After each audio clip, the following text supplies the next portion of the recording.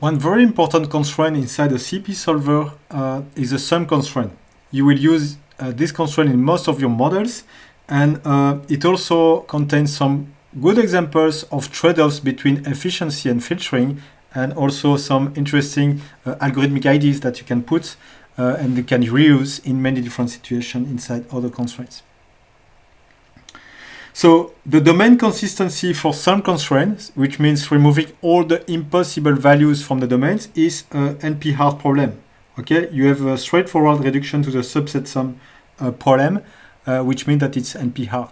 So you surely do not want to solve an NP-hard problem at every node of the search tree, because that would be too costly, and the search tree itself is potentially exponential, so you don't want to do that.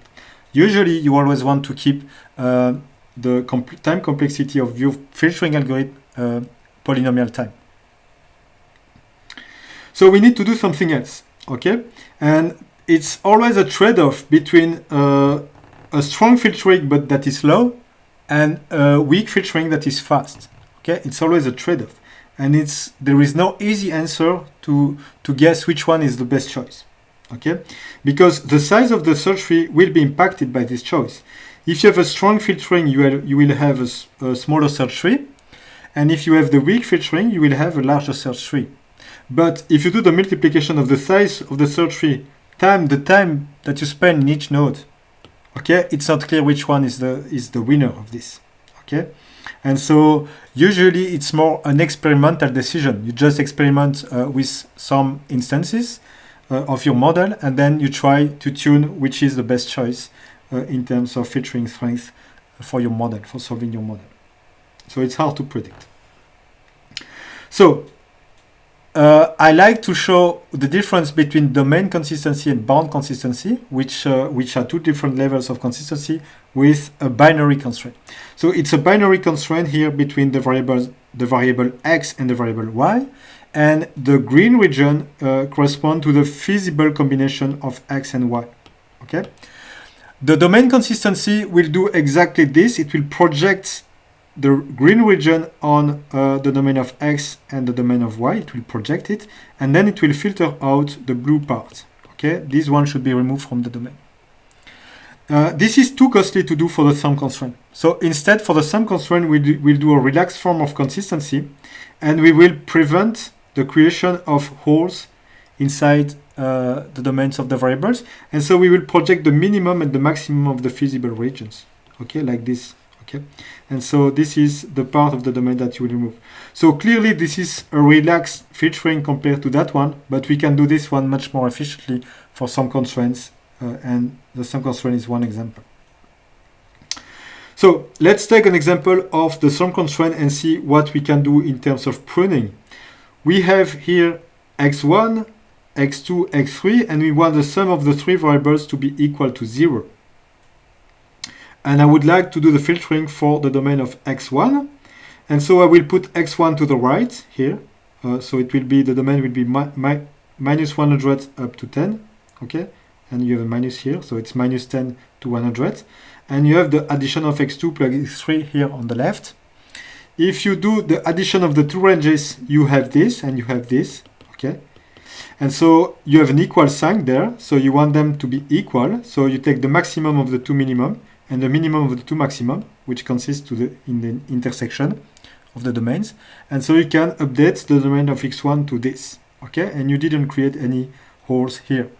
So clearly, doing this you can do it quite efficiently, this kind of reasoning inside an algorithm.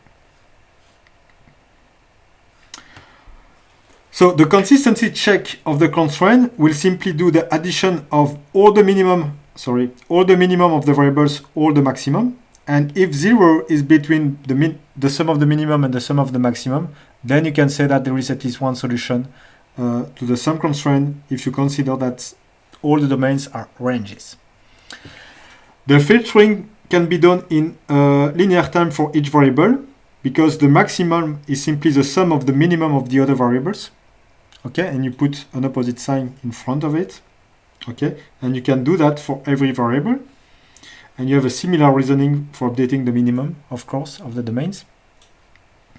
So if you need to do it for all the variables, you could say that it would require you n square time complexity to do the filtering for all the variables for some constraint that contains n variables. Can we do better than this? Because n square is already quite costly, especially when you have a large number of variables. And the idea is, yes, we can do it more efficiently by pre-computing the sum of the minimum and the sum of the maximum. I will call this S-min and S-max, okay?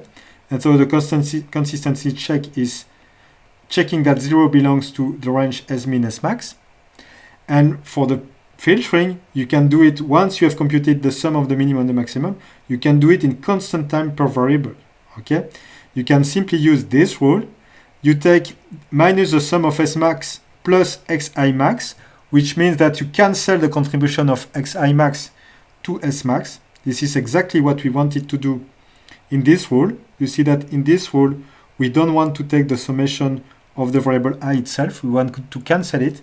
And this is what we do here, okay? We cancel the contribution of the variable I in constant time once we have pre-computed the sum of the minimum and the sum of the maximum. And so since this can be done in order of 1, this can be done in order of n.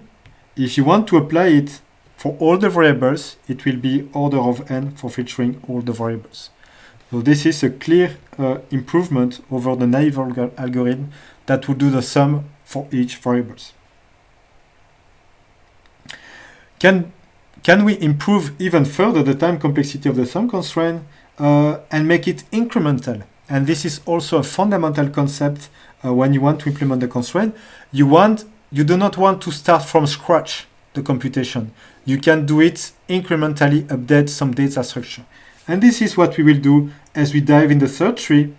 We will compute the sum of the variables that are fixed, and we will keep in a separate set the set of variables that are not yet fixed, that are not yet bound, because these are the only ones that I have a chance to prune. Okay? And so I need a way to store the sum of all the bound variables and to store which variables are not yet bound. And to do that, I can use my state management object like the state sparset and the state integer. So let's see in details what we can do. Assume that I have 6 variables. Okay, initially none of them is fixed, and so the partial sum is 0. And this is my pruning rule. Okay, S-min will be the sum of the bound variables plus the sum of the unbound variables. Okay, and sum is a state integer that will store the sum of the bound variables. So if I take a branching decision like x0 equal to 4, my sum should be augmented by 4, and you see that the variable 0 here has been removed.